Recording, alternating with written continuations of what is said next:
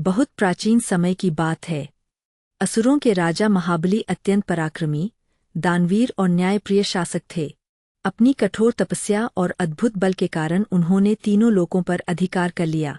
उनके शासन में प्रजा सुखी थी, किंतु देवता स्वर्ग से वंचित होकर भयभीत हो गए। तब सभी देवताओं ने मिलकर भगवान विष्णु की शरण ली।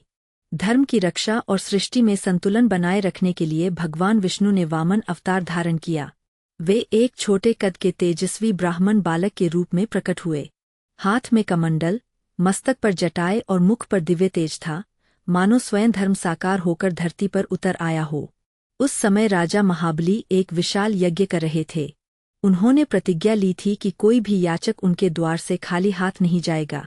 वामन ब्राह्मण यज्ञशाला में पहुंचे और अत्यंत विनम्र स्वर में बोले, हे राजन, मुझे दान में केवल 3 पग भूमि चाहिए।